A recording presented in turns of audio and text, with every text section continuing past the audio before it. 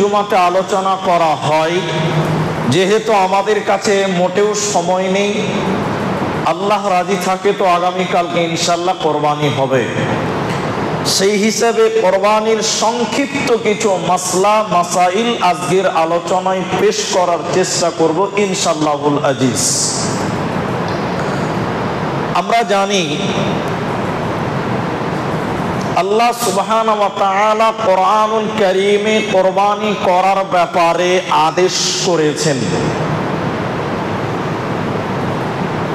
মুহাম্মাদুর রাসূলুল্লাহ সাল্লাল্লাহু আলাইহি ওয়াসাল্লাম তিনি জীবদ্দশায় মদিনায় 10 বছর থেকেছেন। 10 বছর তিনি কোরবানি করেছেন, ছাড়েননি। তাহলে কোরবানি একটি গুরুত্বপূর্ণ ইবাদত, গুরুত্বপূর্ণ আমাল। এর চাইতে গুরুত্ব দিয়ে যদি বলতে হয়, মানব সৃষ্টির শুরু থেকে আদমের ঘর থেকেই কোরবানি চালু হয়েছে। দেখতে দেখতে আল্লাহ সুবহানাহু ওয়া তাআলা বলছেন, ওয়ালিকুল্লি উম্মাতিন আজাল, আমি প্রত্যেক উম্মতের ভিতরে কোরবানি জারি রেখেছিলাম। হয়তোবা কেউ কেউ করেনি, কোনো জাতি মানেনি। এই করতে করতে আল্লাহ সুবহানাহু ওয়া তাআলা ইব্রাহিম আলাইহিস সালামের কুরবানির কথা কোরআনে পেশ করেছেন, যা সবার জানা আছে। এরপরে আল্লাহ সুবহানাহু ওয়া তাআলা আমাদের নবীকে আদেশ করলেন, ফাসাল্লি লিরাব্বিক, হে নবী আপনি আপনার রবের পক্ষ থেকে সালাত কায়েম করুন রবের জন্য। ওয়ানহার, এবং আপনি নাহার করুন, কোরবানি করুন, এটা আদেশ। আল্লাহ সুবহানাহু ওয়া তাআলা কোরআনে বলছেন, ইন্না আ'তাইনাকাল কাউসার ফাসাল্লি লিরাব্বিকা ওয়ানহার, হে নবী আপনি আপনার প্রতিপালকের সন্তুষ্টির জন্য সালাত কায়েম করুন। ওয়ানহার, এর পরে আপনি কুরবানি করুন। আগে নামাজ তারপরে কুরবানি, আগে নামাজ তারপরে কুরবানি, আগে নামাজ তারপরে কুরবানি, এ কথা আল্লাহ বলেছে।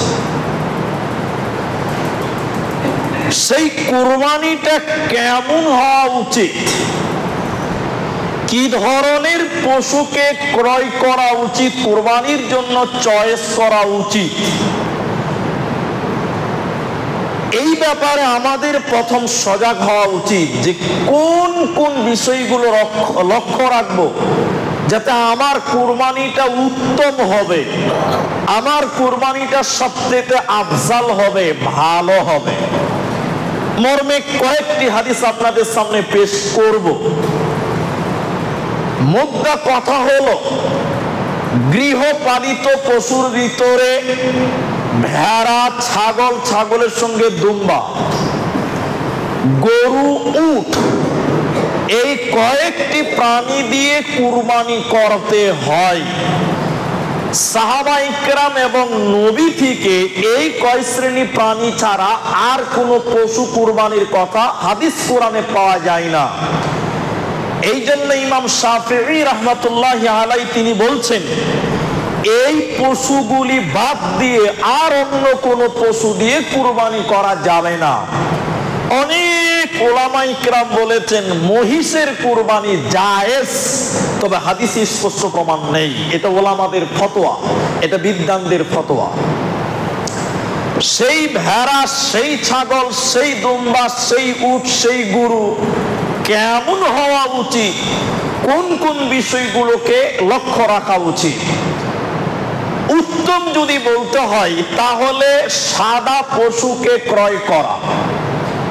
পশুর গায়ের রং যেন সাদা হয়, তাহলে পশুটা উত্তম হবে কালো পশুর চাইতেও।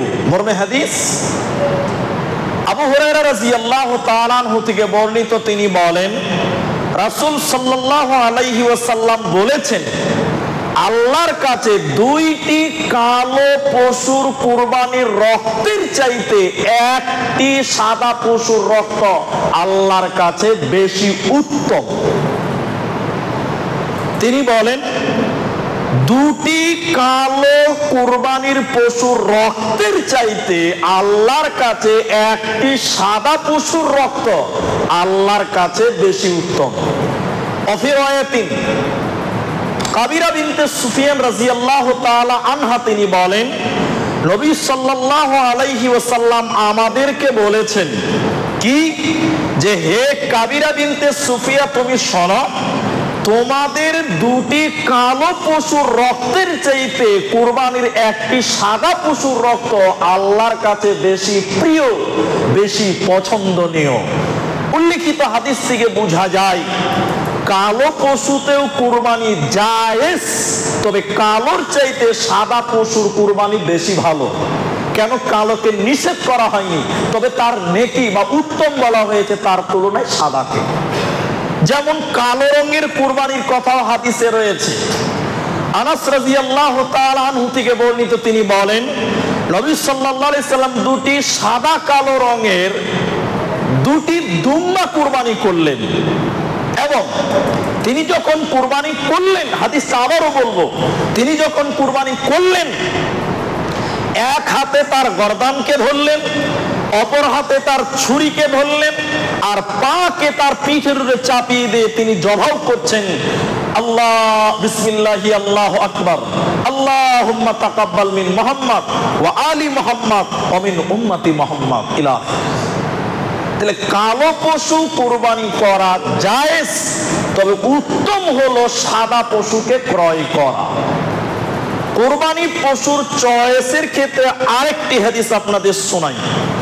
জাবের রাদিয়াল্লাহু তাআলা আনহু থেকে বর্ণিত, তিনি বলেন, লা তাযবাহু ইল্লা মুসিন্না।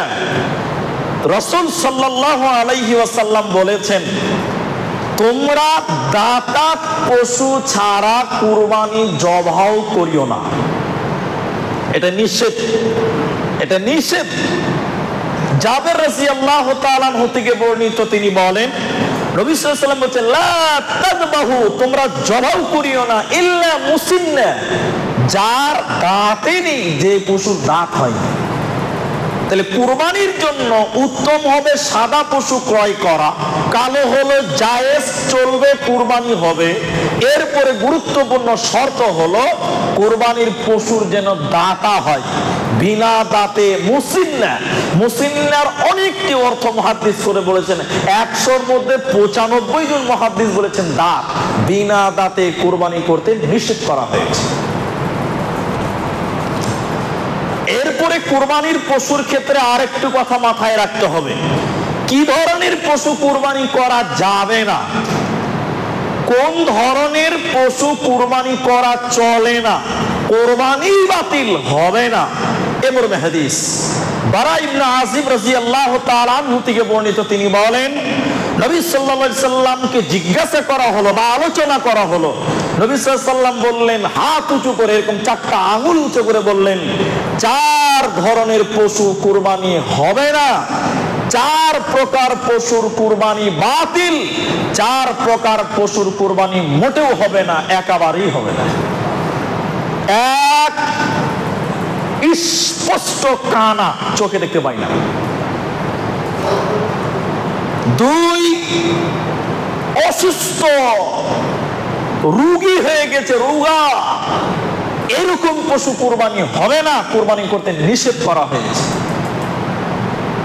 3, স্পষ্ট ন্যাংরা, নেংড়ে নেংড়ে হাঁটতে পারে না, এ পশু কুরবানি করা যাবে না, নিষেধ করা হয়েছে।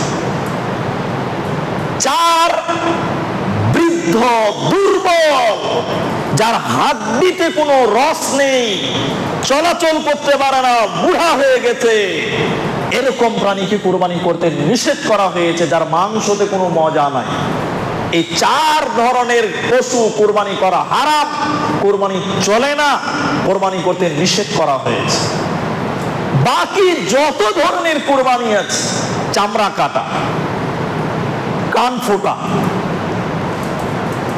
আরো কিছু, এই সকল যেগুলো খুঁত রয়েছে, এগুলোকে বলা হয়েছে মাকরুহ।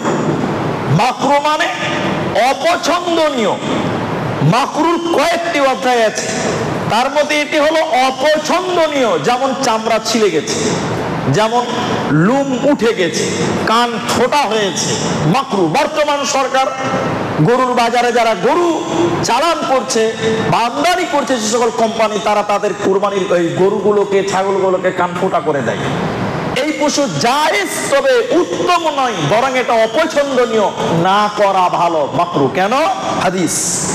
আলী রাদিয়াল্লাহু তাআলা আনহু বলেন, নবী সাল্লাল্লাহু আলাইহি ওয়াসাল্লাম আমাদেরকে আদেশ করেছেন, এটা আদেশ, মুহাম্মদ সাল্লাল্লাহু আলাইহি ওয়াসাল্লাম আদেশ করেছেন কি? আলী, কুরবানির পশু যখন তুমি ক্রয় করবে, খুব ভালো করে তার কানকে এবং চোখকে তুমি দেখে নিও। তাহলে কুরবানির পশুর কান যে ফোঁটা আছে এটা দেখতে বলেছেন, ওটাকে ছেড়ে দিতে হবে? পক্ষান্তরে মোটেও পাওয়া গেল না, আর মিলছে না, এটাই করতে হবে। এখন কান ফোঁটা হয়েছে, তখন এটা জায়েজ, না করা ভালো, জায়েজ না করা ভালো। কেন? আলী রাদিয়াল্লাহু তাআলা আনহুকে আদেশ করেছিলেন যে কুরবানির পশুর কান এবং চোখ ভালো করে তুমি দেখে নিবে, তারপরে ক্রয় করবে। এগুলো কোরবানির পশুর চয়েস করা, কোরবানির ক্রয় করা, এই সেটটাকে আপনাদের সামনে আশা করি বুঝাতে পারলাম। এরপরের অধ্যায় চলি, হালকা করে আলোচনা করি। অনেক মানুষ বলছে যে ভাগা কুরবানি চলবে না, অনেক মানুষ বলে ভাগা কুরবানি চলে না। তার অনেকটা কারণও আছে, তার কিছু কারণও আছে। বর্তমান সময় মোবাইলের জামানা, মোবাইলে সব ফতোয়া পাওয়া যায়। চলেন, উত্তম হলো গোটা কুরবানি দেওয়া, এবং গোটা কুরবানি মানে পরিবারের পক্ষ থেকে কুরবানি দেওয়া, পরিবার, টোটাল পরিবারের জন্য। হাদিস, আয়েশা রাদিয়াল্লাহু তাআলা আনহা বলেন, নবী সাল্লাল্লাহু আলাইহি সাল্লাম আদেশ করলেন, একটি দুম্বা নিয়ে এসো। দুম্বা আনা হলো, দুম্বার পা ছিল কালো, দুম্বার পেট ছিল কালো, দুম্বার চক্ষু ছিল কালো, এ দেখেন কালো। এরপরে আয়েশা রাদিয়াল্লাহু তাআলা আনহাকে নবী বললেন, আয়েশা রাদিয়াল্লাহু তাআলা, চাকু নিয়ে এসো, ছুরি নিয়ে এসো। আয়েশা রাদিয়াল্লাহু তাআলা আনহা চাকু নিয়ে এলেন, ছুরি নিয়ে এলেন। এরপরে নবী বললেন, পাথরে ঘষে ওটাকে ধারালো করো, ধারালো করলেন। এরপরে নবী সাল্লাল্লাহু আলাইহি ওয়াসাল্লাম সেটাকে জবাহ করলেন, বললেন, আল্লাহুম্মা তাকাব্বাল মিন মুহাম্মদ, আল্লাহ তুমি কবুল করো মুহাম্মাদের পক্ষ থেকে, ও আলী মুহাম্মদ, মুহাম্মাদের পরিবারের পক্ষ থেকে। তাহলে নবী শুধু নিজের জন্য কুরবানি করেনি, নিজের পরিবারের জন্য কুরবানি করেছে, এই জন্য তিনি গোটা দিয়েছেন। ওই যে হাদিসের আগে বললাম যে দুটি সাদা কালো বর্ণের দুম্বা কুরবানি করলেন, ওখানেও দেখেন নবী সাল্লাল্লাহু আলাইহি ওয়াসাল্লাম কুরবানি করেছেন, তো তিনি গোটা কুরবানি করেছেন। শুধু তাই নয়, আয়েশা রাদিয়াল্লাহু তাআলা আনহা আবার বলছেন, সফরে হজের অবস্থাতে নবী সাল্লাল্লাহু আলাইহি ওয়াসাল্লাম হাজ্জাতুল বিদা, ওই বিদায় হজ্জের ময়দানে তিনি একটা গরু কুরবানি করেছিলেন পরিবারের পক্ষ থেকে, মুহাম্মাদের পক্ষ থেকে। তার মানে নবী সাল্লাল্লাহু আলাইহি ওয়াসাল্লামের ব্যক্তিগত আমল ছিল, তিনি গোটা কুরবানি দিতেন এবং তিনি পুরো পরিবারের জন্য কুরবানি করতেন।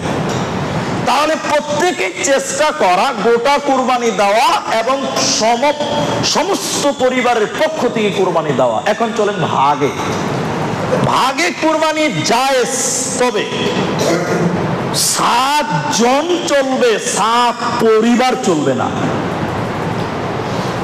একাধিক হাদিস, একটি হাদিস আপনাদের সামনে বলি। আব্দুল্লাহ ইবনে আব্বাস রাদিয়াল্লাহু তাআলা আনহু তিনি বলেন, নবী সাল্লাল্লাহু আলাইহি সাল্লামের সঙ্গে কোন এক সফরে ছিলাম, বিদেশি ছিলাম, হঠাৎ করে কুরবানির ঈদ চলে এলো। নবী সাল্লাল্লাহু আলাইহি সাল্লাম তখন বললেন, আব্দুল্লাহ ইবনে আব্বাস, একটা গরুতে 7 জন অংশগ্রহণ করো, একটা উটে 10 জনে অংশগ্রহণ করো। তাহলে একটা উটে 10 জন, এটা বাড়িতে নয়, সফরে। এটা গরুতে 7 জন, এটা সফরের হাদিস। 2, জাবের রাদিয়াল্লাহু তাআলা আনহু বলেন, নবী সাল্লাল্লাহু আলাইহি সাল্লাম বলছেন, নবী সাল্লাল্লাহু আলাইহি সাল্লাম থেকে বর্ণনা করেন, তিনি বলেন, 6 হিজরিতে, হিজরি সনের 6 বছরে আমি মুহাম্মদ সাল্লাল্লাহু আলাইহি সাল্লামের সঙ্গে হুদাইবিয়ার সফরে ছিলাম। খুব ভালো করে শুনেন, হুদাইবিয়ার সফরে ছিলাম। তখন নবী সাল্লাল্লাহু আলাইহি সাল্লাম কুরবানি চলে এলো, তিনি বললেন একটা উট, একটা গরুতে 7 জন অংশগ্রহণ করো, একটা উটেও তোমরা 7 জনে অংশগ্রহণ করো। জাবেরের আরেকটা হাদিস, কুরবানির মাঠে, হজের মাঠে আমরা কুরবানি দিচ্ছি, তখন নবী সাল্লাল্লাহু আলাইহি সাল্লাম বললেন একটা উটে 7 জন, একটা গাভী গরুতে 7 জন। যত হাদিস 7 জন 7 পরিবারের কথা বলা হয় নেই। তাহলে ভাগে কুরবানি দিলে সফরে, এটা তো সফরের কথা বললাম, এখন বলবেন এটা তো বিদেশের কথা, বাড়িতেও আছে, বাড়িতেও আছে, হাদিস বলবো। তাহলে 7 জন 7 পরিবার এক নয়। 7 জন মানে আমি একজন, আপনি একজন, উনি একজন, ইনি একজন, 7 পরিবারের 7 জন নাকি পাবে? 7 পরিবারের পক্ষে হবে না, গোটা দিলে 7 পরিবারে হবে। এরপরে চলেন হাদিস, এখন চলেন বাড়িতে। বাড়িতে হবে কি? বাড়িতে আব্দুল্লাহ ইবনে আব্বাস রাদিয়াল্লাহু তাআলা আনহু থেকে বর্ণিত, আব্দুল্লাহ ইবনে মাসউদ রাদিয়াল্লাহু তাআলা আনহু থেকে বর্ণিত, রাসূলুল্লাহ নবী সাল্লাল্লাহু আলাইহি ওয়াসাল্লাম আল বাকারাতু আন সাবআতিন ওয়াল জাযুরু আন সাবআতিন ফিল আদাহি, সহিহুল জামি, সহিহ আলবানী। রাসূলুল্লাহ সাল্লাল্লাহু আলাইহি ওয়াসাল্লাম বলছেন একটা গরুর পক্ষ থেকে 7 জন, এই হাদিসে সফর বলা হয়নি, এই হাদিসে বিদেশের কথা বলা হয়নি, একটা উটের পক্ষ থেকে 7 জন। আবার বলছি 7 জন 7 পরিবার এক নয়। এরপরে চলেন আমল দেখি একটু। কুফা শহরের বিখ্যাত একজন তাবিঈ আমির বিন শাবি, তিনি 21 হিজরি থেকে 103 হিজরি পর্যন্ত বেঁচে ছিলেন। তিনি বলছেন ইবনে উমর রাদিয়াল্লাহু তাআলা আনহুর কাছে মদিনাতে যে জিজ্ঞাসা করলাম, এই কথাটা শুনেন, খুব গুরুত্বপূর্ণ কথা বলছি এটা। বিখ্যাত তাবিঈ আমির বিন শাবি রাহমাতুল্লাহি আলাইহি 21 থেকে 103 হিজরি পর্যন্ত বেঁচে ছিলেন। তিনি বলছেন মদিনাতে ইবনে উমর মানে বুঝছেন, উমারের বেটা, উমারের বেটাকে যে জিজ্ঞাসা করছেন, ইবনে উমর একটা গরু এবং একটা উটে কি 7 জন মিলে কুরবানি করতে পারবে? ইবনে উমর তখন বলছে কি বলছো, একটা গরুতে 7 জন দিবে মানে একটা গরুর কি 7টা আছে? দেখেন তার কথা, দেখেন কেমন। ওকে প্রশ্ন করা হলো যে একটা গরু থেকে 7 জন কুরবানি দেওয়া যায়? ইবনে উমর তিনি বলছেন এটা কেমন কথা, আরে একটা গরু তো একটাই, 8টা তো 7 জন দিবে কি করে? ওর কি 7টা 8টা আছে? তার মানে ইবনে উমর বলতে চাইছে চলবে না। তার মানে ইবনে উমর কি বলছে যে চলবে না। এবার চলেন হাদিস শেষ করি।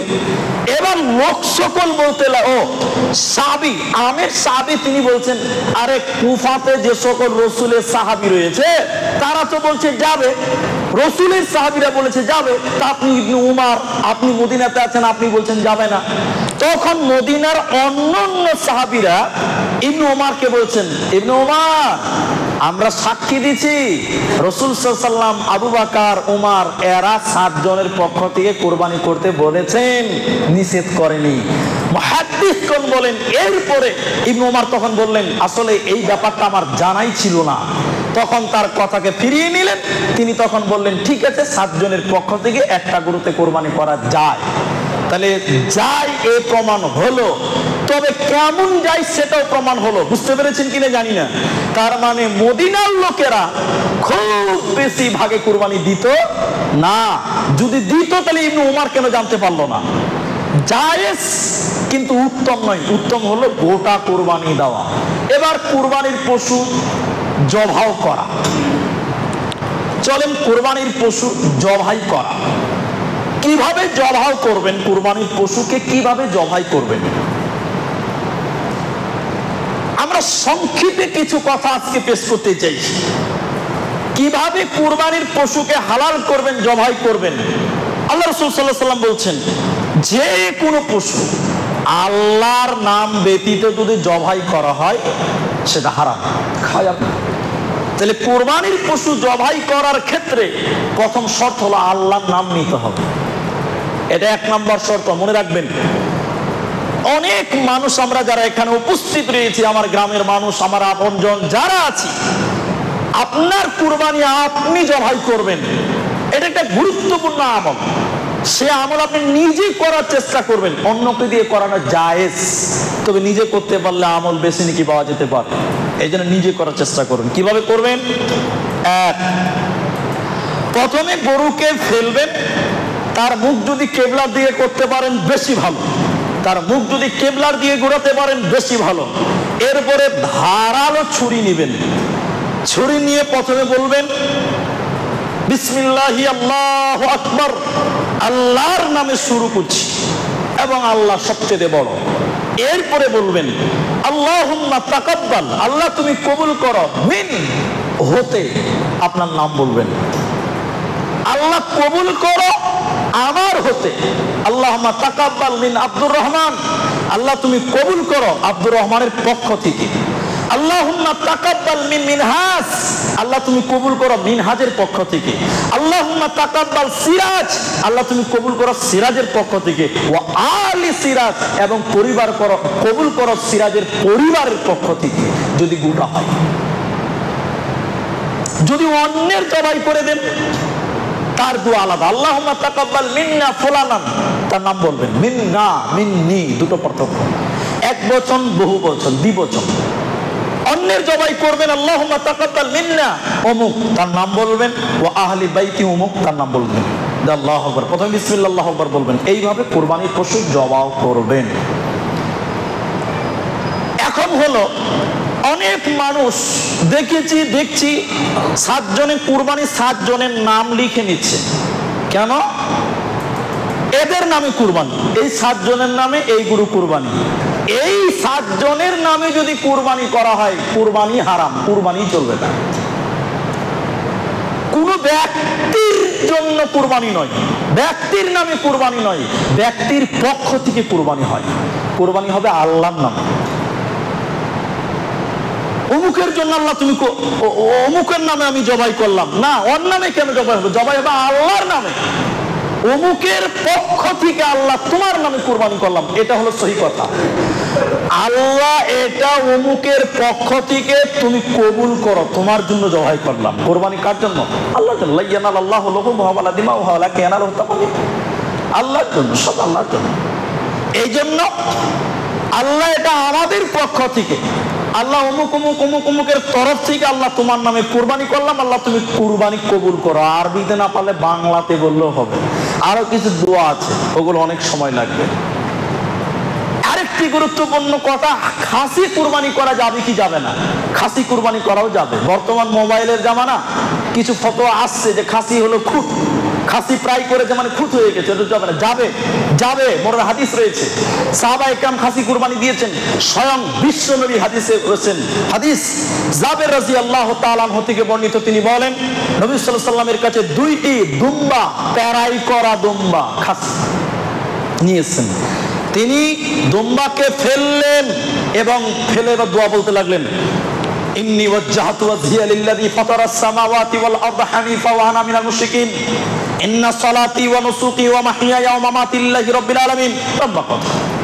আমি যেটা বলতেছি, কুরবানি করলেন, তাহলে কুরবানি পশু জবাই করার সংক্ষিপ্ত কিছু কথা এখানে বলে আরেকটি কথা যোগ করি, সময় খুব শর্ট।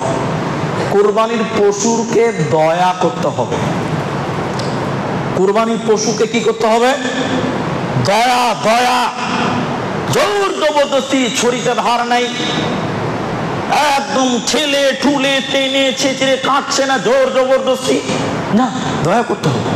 হাদিস মুআবিয়া ইবনে কুররাতা, তিনি তার দাদা থেকে পিতা থেকে বর্ণনা করেছেন, তিনি তাবিঈ, তিনি তার পিতা থেকে বর্ণনা করেছেন। তিনি বললেন, নবী সাল্লাল্লাহু আলাইহি সাল্লাম থেকে বর্ণনা করেছেন, তিনি বলেছেন, একজন লোক বলছে, আল্লাহ রাসূল, আমি যখন পশু কুরবানি করি তখন তার প্রতি দয়া করি, আমি তার প্রতি রহম করি, তার মানে ছুরিকে খুব ধারালো করি, বিনিময় কি পাবো?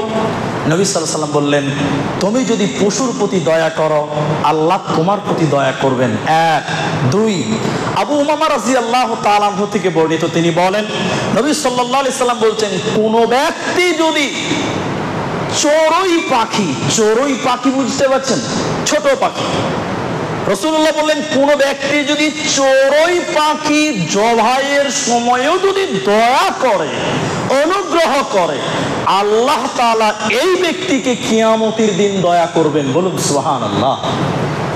আব্দুল্লাহ ইবনে আব্বাস রাদিয়াল্লাহু 3 নম্বর হাদিস, আব্দুল্লাহ ইবনে আব্বাস রাদিয়াল্লাহু তাআলা আনহু থেকে বর্ণিত, তিনি বলেন রাসূল সাল্লাল্লাহু আলাইহি সাল্লাম বলছেন, শুনেন গুরুত্বপূর্ণ কথার মধ্যে এটা সবচেয়ে গুরুত্বপূর্ণ কথা আজকের জুমাতে জবাইয়ের ক্ষেত্রে। এক ব্যক্তি, ইবনে আব্বাস বলছেন, তার পশুকে মাটিতে ফেলেছে, এমন সময় চাকুকে তার সামনে ধার দিচ্ছে, পশুর সামনে চাকুটা পা যাচ্ছে, ধারালো করছে। নবী সাল্লাল্লাহু আলাইহি ওয়াসাল্লাম বলেন থামো। নবী বললেন থামো, তুমি একটা পশুকে কয়বার হত্যা করবে, একটা পশুকে কয়বার জবাই করবে? কেন? বলছে এই পশুর সামনে তুমি ধার দিচ্ছ কেন? এটা আড়ালে ধার দিবে, আগে ধার দিবে। পশুকে ভয় দেখিয়ে তার সামনে অস্ত্র ধারালো করা যাবে না, দয়া করবেন। মাংস বন্টন করা। আল্লাহ সুবহানাহু ওয়া তাআলা বলেন সূরা হজ 22 নম্বর সূরার 28 নম্বর আয়াত এবং 36 নম্বর আয়াত, আল্লাহ তাআলা বলেন ফাকুলু মিনহা ওয়া আতইমুল বাইত ওয়াল ফাকির। কুরবানির মাংস তুমি খাও, আত্মীয় স্বজনকে খিলাও, ফকির মিসকিনকে খিলাও, আল্লাহ বলছেন। এরপর আল্লাহ তাআলা বললেন 36 নম্বর আয়াতে আরব সূরা হজ আবার বলছেন ফাকুলু মিনহা ওয়া আতিমুল কানিআ ওয়াল মু'তারা। আল্লাহ বলছেন কুরবানির গোশত তুমি নিজে খাও, প্রতিবেশীকে হাদিয়া দাও, এটা সাদকা নয়, প্রতিবেশীকে হাদিয়া দাও, এবং গরিব যারা চায় এবং যারা চায় না, মানে চায় এবং যারা চায় না তাদেরকেও তোমরা দাও। উলামা ইকরাম এই আয়াত থেকে সাবিত করে বলছেন এখানে তিনটি কথা। নিজে খাও, তাহলে নিজের এক ভাগ, প্রতিবেশীকে হাদিয়া দাও, কয় ভাগ হলো? 2 ভাগ, এবং যারা চায় এবং চায় না ফকির ফাকরা ওদেরকে দাও, তাহলে কয় ভাগ হলো? 3 ভাগ। এই আয়াতের দলিলে তাফসীর ইবনে কাসির, তাফসীরে ফাথুল মজিদ, আহসানুল বায়ান খুলে দেখেন লেখা আছে কুরবানির গোশত 3 ভাগ করা জায়েজ। 3 ভাগ করা জায়েজ, তবে জরুরি নয়, আদেশও নয়। এই আয়াতের উপরে 3 ভাগের কথা বোঝা যায়, মর্মে 3 ভাগ করা যায়। হাদিস আছে, হাদিস ইবনে কাসির তাফসীরের ভিতরে লেখা আছে হাদিস, হাদিস কি ইবনে আব্বাস রাদিয়াল্লাহু, বাইহাকির হাদিস, ইবনে আব্বাস রাদিয়াল্লাহু তাআলা আনহু থেকে বর্ণিত, নবী সাল্লাল্লাহু আলাইহি ওয়াসাল্লাম কুরবানির গোশতকে 3 ভাগ করার কথা বলেছেন। তাফসীরে আছে 3 ভাগ, 1 ভাগ খাবে, প্রতিবেশীকে হাতিয়ে দিবে, ফকির ফাকরাকে বিলি করবে। তাহলে এই 3 ভাগের কথা হাদিস থেকে পাওয়া গেল। এখন কুরবানির মাংস আর কিভাবে ব্যয় করা যায়? অমুসলিমদেরকে কুরবানির গোশত দেওয়া যাবে। আপনার গ্রামে হিন্দু আছে, পার্শ্ববর্তী গ্রামে হিন্দু চলাচল আছে, হিন্দুকে কুরবানির মাংস দেওয়া যাবে। দলিল সব হাদিসে আছে, সময় দরকার, আরো 30 মিনিট লাগবে বলতে গেলে, হাদিসের চাপ দিচ্ছি। আব্দুল্লাহ ইবনে আমর ইবনে আস রাদিয়াল্লাহু তাআলা আনহু তিনি তার গোলামকে, দাসকে বললেন, এই গোলাম আমার কুরবানির মাংস বন্টন করো। গোলাম বলছে কাকে দিয়ে শুরু করব? বলে আমার প্রতিবেশী ইহুদি আছে, ইহুদির বাড়ি থেকে শুরু করো। তাহলে কুরবানির মাংস ইহুদিকেও দেওয়া যায়, মুশরিক কাফেরকেও দেওয়া যায়, যদি আপনার বিরুদ্ধে যুদ্ধ ঘোষণা না করে।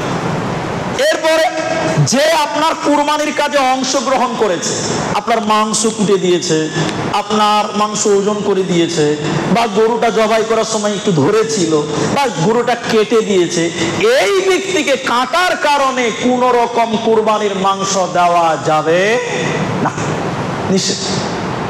কুরবানির মাংসে আপনাকে কেউ সহযোগিতা করেছে বলে মাংস দিয়ে আপনি তাকে মজুরি দিতে পারবেন না, নিষেধ করা হয়েছে, নিষেধ করা হয়েছে।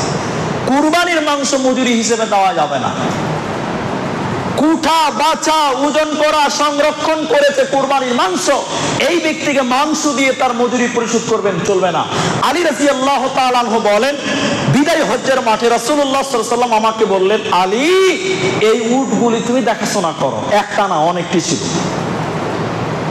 এবং জামা কাপড়গুলো দেখাশোনা করো, এবং এরপরে মাংস হবে, মাংস দেখাশোনা করবে, এরপরে চামড়া দেখাশোনা করবে, এরপরে সেগুলো তোমরা সাদগা করে দিবে, সাদগা করে দিবে। এরপরে নবী সাল্লাল্লাহু আলাইহি ওয়াসাল্লাম বললেন, কোরবানির মাংস, কোরবানির চামড়া, কোরবানির মাংস, কোরবানির চামড়া, কোরবানির চামড়া টাকা কোনো ব্যক্তিকে কোরবানি করে দেওয়ার কারণে, সহযোগিতা করার জন্য, কুটাবাচা করার জন্য, দেখাশোনা করার জন্য কোরবানির মাংসকে মজুরি হিসেবে দেওয়া যাবে না। আলী রাদিয়াল্লাহু তাআলা আনহু বলছেন, নবী সাল্লাল্লাহু আলাইহি ওয়াসাল্লাম বলছেন, আমরা তাদেরকে নিজের পকেট থেকে তাদেরকে বেতন দিব, কুরবানির মাংস দেওয়া যাবে না। এখন অনেক মানুষ কুরবানির দিন সাইকেল নিয়ে কুরবানি করে সাইকেল নিয়ে বেরিয়ে যাবে পাড়ায় পাড়ায়, কে ডাকবে একটু সহযোগিতা করবে, 1 কেজি মাংস পাওয়া যাবে। আমি কাউকে দুঃখ দিতে চাই না বা কষ্ট, আমি শরীয়ত বলছি। অনেক মানুষ আছে তো অন্যের কাছে যাচ্ছে কুরবানি করে দেওয়ার কারণে বিনিময় কিছু মাংস আসবে, এটাই আশা। আমি দেখেছি, এখানেই আছে, আমি দেখেছি। চলবে না, কুরবানির মাংস আপনি নিতে পারবেন না, আর দিতেও পারবেন না। আপনি টাকা দেন, তুমি আমার কাজ করেছো, লাও 500 টাকা, এটা জায়েজ কুরবানির মাংস। এখন গ্রামের যত কুরবানি রয়েছে, এই গ্রামের মাংসগুলোকে দান করার জন্য আমরা সর্দার মোড়লের কাছে, কমিটির কাছে আমানত দিচ্ছি, ওদেরকে খেতে দেইনি। সর্দার মোড়ল কমিটির মেম্বারদেরকে আমাদের কুরবানির মাংস দিয়েছি যে আপনারা দায়িত্বশীল, এই মাংসগুলোকে গ্রামবাসী যারা কুরবানি দেয়নি অভাবে তাদেরকে দেখে দেন। এটা তাদেরকে দায়িত্ব দেওয়া হয়েছে, ওদের খেতে দেওয়া হয়নি। ওই মাংস কুরবানির মাংস, এখন যদি সর্দার মোড়ল ওই মাংস কাউকে যদি কাজ করেছে বলে দেয়, এর জন্য দায় আর আপনি থাকবেন না, সর্দার মোড়ল দায় হবে। এই জন্য দায় আপনি দিয়ে দিয়েছেন, আপনি মুক্ত, কিন্তু আপনি ওকে খেতে দেননি, ওকে পৌঁছাতে দিয়েছেন। সর্দার মোড়ল কমিটির লোককে আপনি বুঝা চাপিয়ে দিলেন। এখন কমিটির লোক, ধরেন সর্দার মোড়ল আর কেউ, কেসিয়ার আর কেউ, তারা মাংসকে জোগাচ্ছে, দেখাশোনা করছে, কারণ তাদেরকে দায়িত্ব দিয়েছে গ্রামের লোক যে আপনারা মাংসগুলো বেটে দেন। এখন সর্দার মোড়ল কমিটির মেম্বাররা বলছে, 3টা লোককে লাগিয়ে দিয়ে বলছে যে 2 কেজি করে মাংস তুই নিয়ে নিবি। আপনি গুনাহগার না, যে দিল সে গুনাহগার হবে, কারণ কোরবানির মাংস মজুরি হিসেবে দেওয়া যাবে না, কোরবানির চামড়াও মজুরি হিসেবে দেওয়া যাবে না। শেষ করছি, সময় শেষ পার হয়ে গেছে। একটা কথা বলেই, কোরবানির চামড়া বিক্রি করা যায়, তবে কোরবানির চামড়ার টাকা যদি নিজে খান কোরবানি বাতিল হবে না। কোরবানির মাসাইল বলে একটা বই আছে, ডক্টর আসাদুল্লাহ আল গালিব সাহেব, ওই বইয়ে স্পষ্ট করা আছে কোরবানির চামড়া বিক্রি করা জায়েজ, তবে ওই অর্থটা আপনি নিজে খেতে পারবেন না। যেখানে সাধারণ সাদগা করেন ফকিরকে, মাদ্রাসাতে, ওই খ্যাপগুলোতে দিতে হবে। নিজে যদি চামড়ার টাকা ভক্ষণ করেন কোরবানি বাতিল, কোরবানি গণ্য হবে না। অনেক কথা বলার ছিল, সময় সংক্ষেপে বলতে পারলাম না। আল্লাহর কাছে দোয়া করি, আল্লাহ তাআলা তুমি আমাদের কোরবানিকে কবুল ও মঞ্জুর করো, বলুন আল্লাহুম্মা আমিন। বাকি যা আলোচনা আগামী কালকে আল্লাহ রাজি থাকলে ঈদের মাঠে হবে ইনশাআল্লাহ। ঈদের মাঠের নামাজের সময়সূচি হলো 6:40 ঈদের নামাজ, ঈদুল আজহার নামাজ জামাত চালু হবে 6:40। সময় লক্ষ্য রেখে যাবেন। আরেকটি হিসাব আপনাদেরকে বলে দিই, কুরবানির মাংস কি পরিমাণ জমা করতে হবে সেটা গত বছর যেভাবে ছিল, গরুর মাংস কেজি প্রতি 100 গ্রাম আর খাসির মাংস কেজি প্রতি 250 গ্রাম 10 আলি চট্টিতে জমা করতে হবে। যেখানে 10 আলি বিচার হয় ওইখানেই জমা করতে হবে। আশা করি বুঝাতে পারলাম। গরুর মাংস প্রতি কেজিতে 100 গ্রাম, খাসির মাংস প্রতি কেজিতে 250 গ্রাম করে 10 আলি চট্টিতে জমা করতে হবে, যেখানে 10 আলি বিচার বসে ওখানে। আর ঈদের নামাজ শুরু হবে 6:40। আল্লাহ বুঝার তৌফিক দান করুক। আল্লাহুম্মা আলহামদুলিল্লাহ ওয়াসসালাতু ওয়াসসালামু আলা রাসূলিল্লাহ ওয়া আলা আলিহি ওয়া সাহবিহি ওয়া সাল্লিমু তাসলিমান কাসীরান কাসীরা। সম্মানিত মসজিদের মুসল্লি, আমরা কোরবানির মাসলা মাসাইলগুলো আলেমদের কাছে পরামর্শ নিয়েই করব ইনশাআল্লাহ। বর্তমান ফিতনার জামানা, আমি আপনাদের ভাই, আপনাদের ছেলে, আপনাদের জামাই, আমি আপনাদের অনুরোধ করব, কোরবানির পশু যখন ক্রয় করবেন